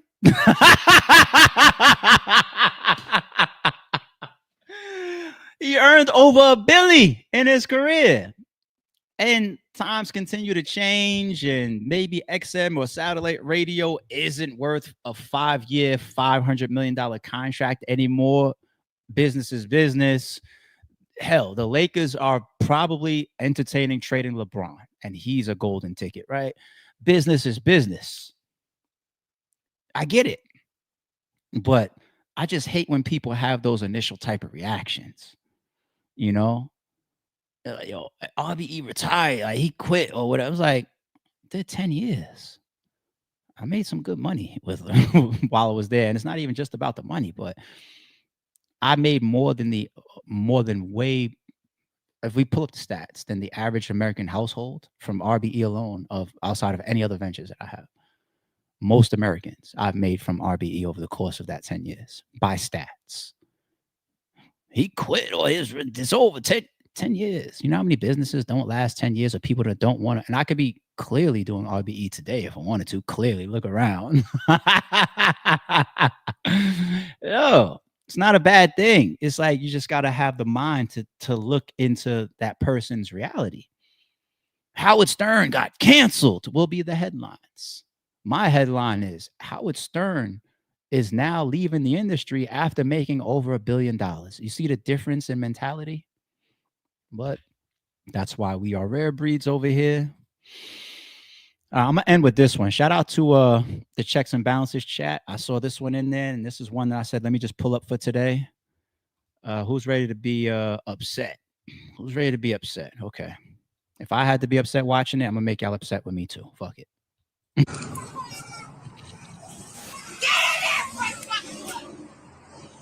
Dude, you can't fucking put that kid in the fucking trunk. Dude, you cannot put your fucking kid in the goddamn trunk. Bitch, you cannot fucking have that goddamn kid in the fucking trunk. Take the fucking kid out the fucking trunk. Dude, I was gonna take it. Dude. No, fuck no, dude. Bitch.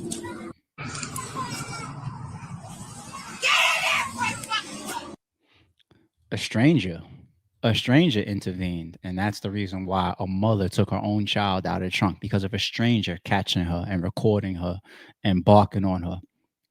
I got a bunch of questions here, man. Here's a question for you. If you was a gangster, a street nigga, and you don't deal with authorities by your own codes because what you represent, right? If you were standing there and you saw this happening, and if you call the cops, are you a snitch? Don't answer that. Don't answer that. Don't answer that. You got a lot of people that are gonna be very conflicted with that question. Like, fuck. That's what happened with Cameron when he said he lived next door to the serial killer, right? He was conflicted. He wasn't sure how to answer it. It was like, fuck, damn it. And he made himself a viral moment out of it because he just worded it, and the way he answered is just, I does this, man. I does this. Are you a snitch or not? You know what I'm saying? I does this, B. Yo, Arcus says acceptable snitching. I knew I was gonna set y'all up with that one bad. But there's people in the world that don't walk over there and put their fucking hands on this girl. There's certain people that would walk over there and beat the shit out of her just out of their own paternal rage of watching that. She lucky she didn't get her ass whooped. If she didn't, that's number 2. Number 3 is just another reminder that not everybody is fit to be a parent. You got sperm donors and shit, right? You got people that but not everybody's fit to be a mother or father. And a lot of kids have been hurt or lost their lives out of frustration. You know, if you're a parent, you have those moments where you might want to shake a kid. You can shake a kid to death, you know, and they're too small and they're fragile. You shake and snap their neck. You know what I'm saying? Their spinal cord hasn't fully developed yet and shit. There's a lot of babies that have lost their lives from being shaken, right? Just frustrating moments. A baby crying. We did that one a week or 2 ago, right? Shorty that was in the movie theaters watching Smurfs, and the baby was crying, so she went outside and put the baby in the car, and then went back in the theater and watched the rest of the movie. Can't handle frustration. It's very, very frustrating to be a parent. Very frustrating. So how you could deal with being patient and frustration and your mind being developed to an adult and dealing with somebody whose mind is only developed to being a baby or a child, it's not easy. But some people deal with that by putting you in a fucking trunk, unfortunately. And I'm glad that's a civilian's call right there. What that woman did on that cell phone, that's a civilian's call. You can't be somebody to watch that happen and just go, la-dee-da-dee-da. You just can't in this world. And I'll end it like this. Is another element. Forget me being half joking, saying, but y'all snitch if you a street nigga. How about just the whole principle when they say minding your business? There's times where you're just not supposed to as a human being. You're not supposed to mind your business. You're not. You know, be in some of these supermarkets, seeing these parents maybe slap their kid, and you might be like, oh, damn. But, you know, some of us, especially you was born in the 80s, 60s, 70s, 80s, 90s, you got hit. You got belt to ass as a kid. It wasn't this Macaulay Culkin era. I'm calling the cops on you, Dad. It wasn't that. Niggas get nigga get hit with switches, twigs, wires, extension cords, pans. Some of y'all I never got hit with a pan, but some of y'all got hit with pans. I caught a belt. How many fucking times? It was how our parents raised us. Belt to ass. You know how many times I got hit with a belt? Shit hurt like a bitch. You sitting there defending, trying to grab and running and all that type of shit. Belt to ass for real, not just slang today. belt for real. Legs, arms, ass. Pull your pants down. Fuck. Catch that belt, B. And you know, you might see that in the world today and feel like, let me mind my business. Me, that makes me conflicted because you don't know in today's society, is this a child that's being abused or is this a kid that's being raised the way that I was raised? And you could give me a time machine, I probably deserved a lot of them ass whoopings that I got. And I think I turned out okay. It disciplined me, man. And I don't hold no grudges or no knock towards me, my physical discipline that I got as a child. I think it was good. You know, today's society is different. So there is cause to pause when talking about minding your business, you know, for physical discipline. But seeing somebody get stuffed in a trunk, everybody should feel compelled to say something or do something. That's not a mind your business moment. And what's even more fucked up, you run over there. That could be a man, right? We can't just switch it if it's a man or a woman and say, oh, it's a man, so now you gotta be quiet, bitch, nigga. No, rule gotta apply, right? So how about that's a man and you run over there, yo, homie, you can't put the kid in the car, and he turn around, he shoot you in your fucking chest, and then people will say you should have minded your business. It's a fucked up world, man. That's why there's also a million ways to die. But all right, y'all, good stream. Good stream. Good stream. Bad. Good stream today. Good stream. I think we went off today. I ain't gonna lie to you. Don Bean gifted on the channel at 5:51 a.m. I started about 10 minutes early today. I caught y'all off guard. I ain't started on 6 on the dot. I was like, nah, we gotta get going with this academic shit. Nah, let's go. So around the time when the stream cut on, Don Bean had a gift for y'all. Appreciate you, homie. Our man Hallie over here, he gifted 5 at 5:57. So the stream was probably running right there. Yeah, 5 went out quick from Hallie. My guy, appreciate you, G. Thank you as always. We got Kat weighing in with a super earlier, says, power to the people, to ARP, mods and members driving to work. Please hit that like button. It helps push the content, building brick by brick 100. Absolutely, Cap is 1000% right. That's just how YouTube works. The more we comment, the more we like, the more we share. It tells YouTube this might be a decent video. And our content is way better than a lot of people that have way bigger followings than us. And I hate on no man. We just need to continue, like Cap is saying here, brick by brick, continue to be discovered. Right. I've seen comments on this channel that say, yo, this podcast is a diamond in the rough. Like, what the fuck? We got to get discovered. That's how we get discovered more and more and more. The liking, the sharing. Don't try to coop us up, people. We're not trying to keep this to ourselves. We'd be like, nah, this is our little clique over here. Nah, it's just us. No, we want more people coming in. We gotta build this shit, man. You never know what I'll turn this shit into. I might turn this shit into an all-out streaming podcast, right? Stream podcast. Would y'all be down to see me do 6-7 hour days and you don't even got to stay here the whole stream? I'm on the stream real quick, 6 o'clock in the morning on my way to work. I cut it off. I'm working right now. But you know, on your lunch break, you cut it back on and we still here. You cut it off. You come back later on. Oh, there goes AR. What are you talking about now? Or they eating lunch? Or you know what I'm saying? Like, I wouldn't mind doing that. Just consistently covering up-to-date news as it comes in, 5, 6, 7, 8 hour streams and shit. I would change the backdrop, you know, because the streaming world, you know, when you stream like that, people want to be more interactive with your day-to-day as well. So I would push the camera out in this room. Y'all would see probably more of the full room. When I get up to go grab a DVD and say, or a CD and be like, 3 Letter Man wasn't there, I would have the camera situated so you could see the whole DVD and the CD collection and see me walk into the library and grabbing something out and be like, it's 3, you don't got this, bitch ass nigga. You know what I'm saying? Shout out to 3, that's my nigga. You know what I'm saying? Like, I would create even the camera work of it to be a streaming in more personalized. This is more podcast news coverage type of. But man, if this was that type of podcast and it grows to that level, then I gotta adjust. I gotta say, yo, we can't do a video that's less than 50,000 views. Yeah, I gotta make some changes. So I gotta be here more. We gotta stream more. We gotta continue to grow. It's brick by brick. You know, you gotta build with it, with your following. So that's how y'all can help us on that journey. It might take 1, 2, 3, 4, 5 years, 6, 7 years to get there. But that's how we do, telling YouTube that, yo, we got some good content over here, man. We be kicking ass with some of the people that are well known. We be fucking them up. We be having some of the best takes over here. I ain't gonna lie to you. Jay with the big 15 spot supporting the movement. It's funny we talking about the movement, right? Thank you, Jay, as always.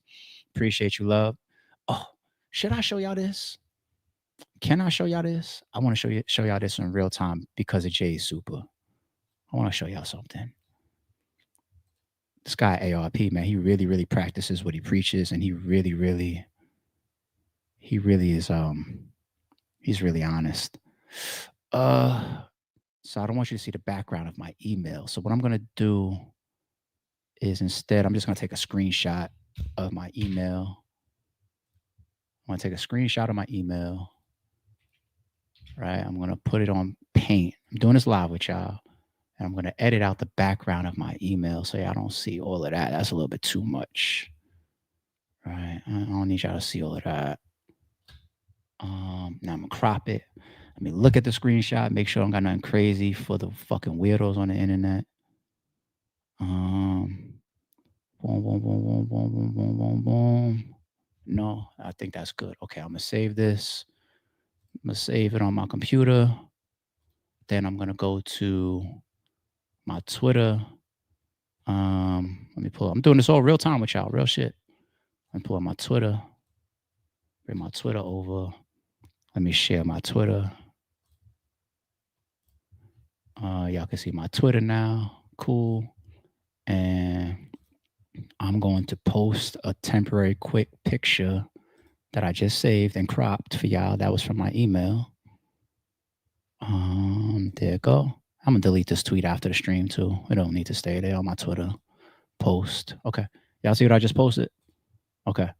I have my Discover credit card set up to anytime I got the threshold set to like $15.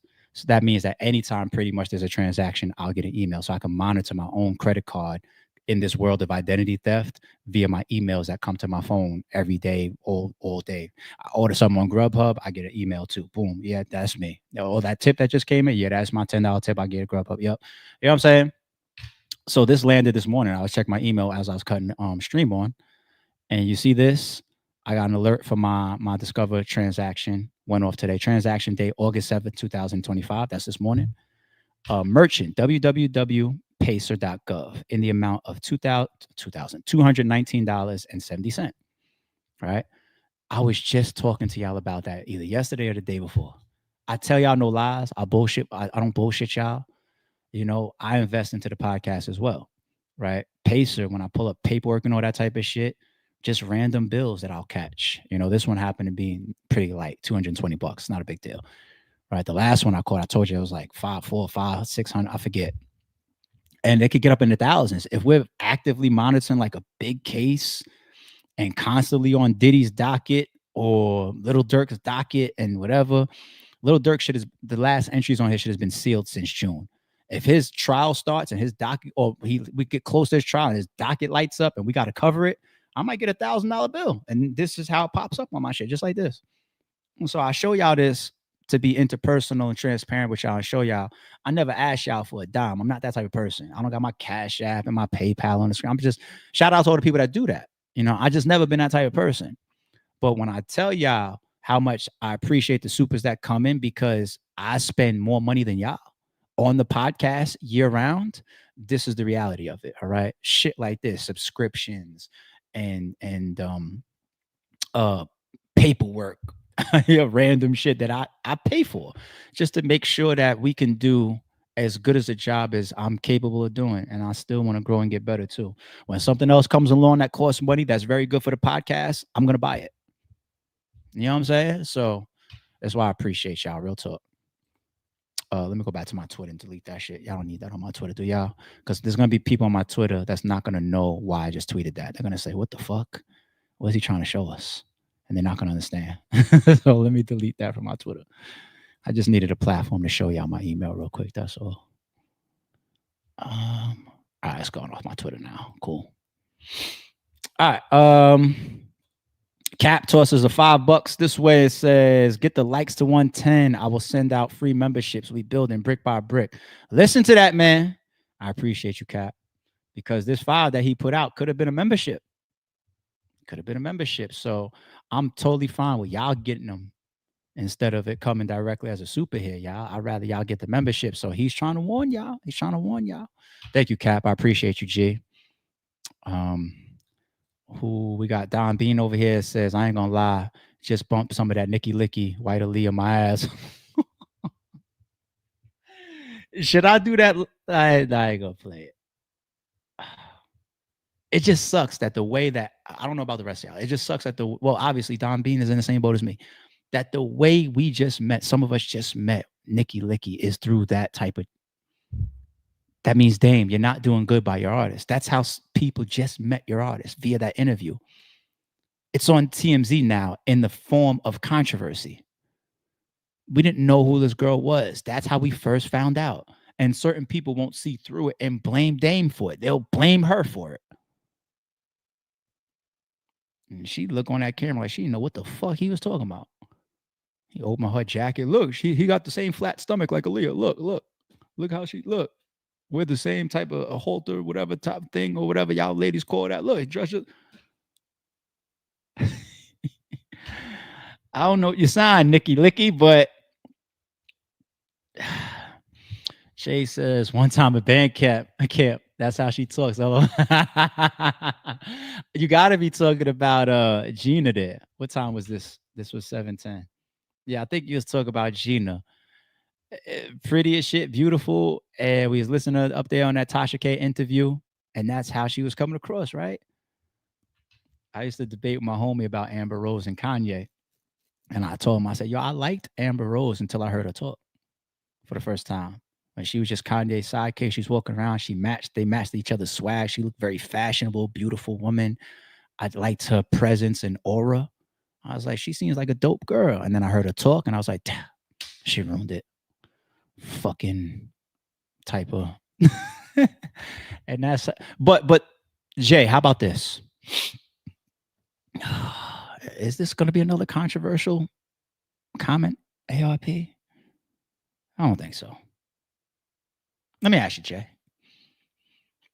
what type of woman does it take for me to be able to punch you in your temple, grab you by your hair, slam you on the floor, stomp you on your stomach, try to physically abort our child allegedly, and then offer you $50,000, and then you still stay around me after that?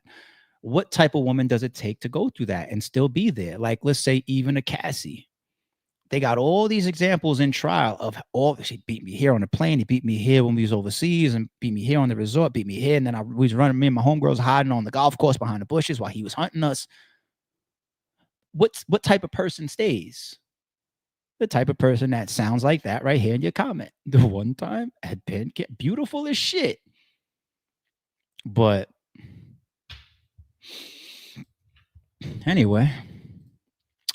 Oh, Cap ended up giving y'all 5 memberships. He said, I like where I see the likes. And then he said, y'all good now. Shout out to Cap and shout out to the whole chat getting the likes up. Appreciate y'all. Don Bean, would you do that for real? Damn, I forget which question this was, Don Bean. I'm gonna come back to the live chat in 1 second to make sure I know which question this was. Thank you, Jay. We appreciate you and your brand. Thank you. I appreciate you, love. Don Bean, put a comment if you're still here, if you ain't leave yet. What this was related to. Would you do that for real? Was that related to what time was that one? Hold on. What time was that? That was 7:31. Was that related to Shorty stuffing the kid in the trunk? I know you didn't ask me if I would do that. Don, what was that question related to? I'm gonna look at the chat for a couple seconds. Would I do that for real? Oh, it's related to the podcast. Or the live, would I push this out and go live streaming format? Yeah, absolutely. Because at that point, there's mornings. I told Jay this the other day in one of our chats. One of these mornings, I try not to let y'all see it, but one of these mornings this week, I rushed off of the stream quick. I had to go work. You know what I'm saying? And there's a lot of opportunity in content. Somebody asked me either on Twitter or on the podcast. They say, ARP, give me I got you 1 second, Jay. Give me some of your ideas on being successful, like in today's world, right? And I said, well, two things that I would definitely co-sign. One is real estate, and two is content. We're just in a content world, man. People are making thousands and thousands of dollars and fortunes and paying their bills and off of Twitch. People making money off of Twitch. People making money off of Facebook. People making money. Joe Budden just posted that screenshot the other day. How much? I don't know, $1 million a month from his Patreon, YouTube, all these different streaming platforms. You got all these other people coming around and sponsoring, and like the content world is just, people live in front of content, B. That's why these phones won't turn off and they hear our conversations. And then I could say right now, streaming gear, streaming gear, streaming gear, streaming gear, streaming equipment, streaming equipment, streaming equipment, streaming equipment. Sometime today, if I scroll my Instagram, I bet you there's an ad trying to sell me fucking streaming cameras, web cameras. And that's why they content, B. It's like, because people are so much in front of their phones, that's where to go. And it cut out the middleman and some of these but content is a big player in today's world. You got to be good. You got to have a lane. You got to take it serious. You got to put in the work because it's so popular. Everybody's doing content. Watch this.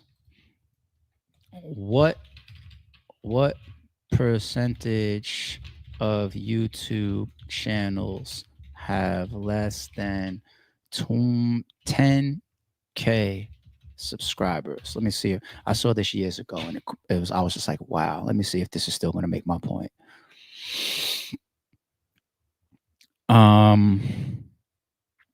Less than 80% of YouTube has 1,000. Only 11% has 1,000 to 10,000. Only 11%. Less than 10K total. Yeah. So I say that to say, look at all the platforms, the podcasters, the bloggers, and that high percentage of people on YouTube, for example, that don't even have 10,000 subscribers. So there's 1 billion people right now on the internet talking about Diddy or Gina or some of the topics we cover today, Soulja Boy, right? For us to have a platform or even a couple people here is just like, it's a win. So that's why you still have to be good. You still have to take it serious, and you still have to put the time in, because you're up against one of the biggest arenas of competition, the content arena. You know how they say like only 1 in a couple million will be great basketball players, but actually make it to the NBA.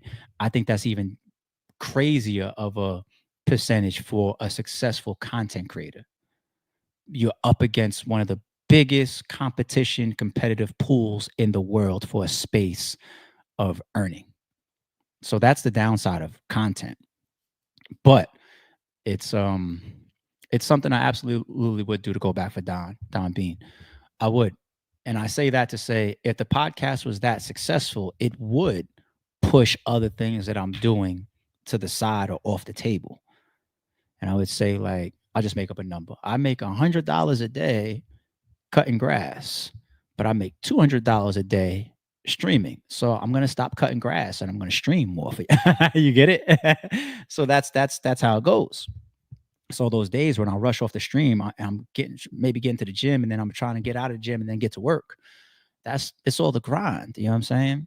And if the streaming was that successful for me, then yeah, I would have to adjust to the format. I would have to adjust to the expanding audience, the expanding fan base. Some of that would come to the setup of this. I was just having that conversation with Hala and some other business people a couple of weeks ago. To me, the difference between just a general straightforward podcaster versus a streamer, somebody that's online like a Kai Cenat or academics for hours and hours and hours on end. You know, a lot. I would change. I would adjust to it, but we would kick ass. We would kick ass and take names. We would. So appreciate y'all being here brick by brick with your boy. All right. Thank you, Don. I appreciate that. I will continue to lead the ship in a very, very consistent manner. You know, put my effort in. If y'all see like I was just dragging my feet, then why the fuck would y'all want to be here on that type of ship? Nah. It has people that gravitate around me from where y'all know me, RBE. I'm born a true leader. You know what I'm saying? I'm a break my neck trying to make shit work. You know what I'm saying? So it's just like, nah, that's the type of guy. Yeah, we're gonna rock. We're gonna rock. And a lot of people made money with me over there too. You know what I'm saying? Glass hit, man. And man said, I made more money with RBE than I did over the whole first half of my career. You know what I'm saying? And there's a lot of other people too. And we rock, man. Shout out to the Ill Wills and the Big K's and the Rosenbergs and the Oopses and the Show Offs and the Adi Booms and the Jimses and the JCs and the people that was there day one. You know what I'm saying? The Show Offs and the Mr. Millses and who am I leaving out? It's everybody that was there. We built, man. We took that shit under that ARP leadership, and everybody, some people had to, like Shaw says it all the time. As Trail is talking about, it's just like, yo, I trusted my career with him. Like, let's go. I got your back and you got mine. Yeah, I trust the person that's the leader. You know? Yeah, I get on that ship and we're gonna go. And I'm gonna try to direct the ship and use my hard work. That's another thing. Whether right or wrong, you're gonna say I'm on the front line. I'm on the front line. I don't leave no soldier out there fight for himself while we're trying to build this. Like, shit, I'm the one that took most of the bullets, right? Oh, that's all. I just want my legacy to be right. Did I miss anything else real quick? I would support the Longer Jones. I appreciate that, homie. I would do them. I would do them. See, even today we're getting to 2 hours. I'm not rushing this morning like I was the other morning, obviously. That's a bum bitch behavior that doesn't have her own. Yeah, well, wasn't Daphne Joy allegedly still getting her $10,000 a month rent paid while she was on the stand? Some people believe that Cassie was out here seeing the young Miamis of the world and whatnot. So I did all that shit with this nigga. I got nothing to show for it. I'm over here with the personal trainer, man. This money is ran out and all that shit. Fuck that. Hey, Diddy, I'm going to write a book if you don't cut me a check. And he said, eat a dick. And then she said, bet. She went to the lawyer. And that nigga said, oh, you serious? Okay, bet. Here, 20 million.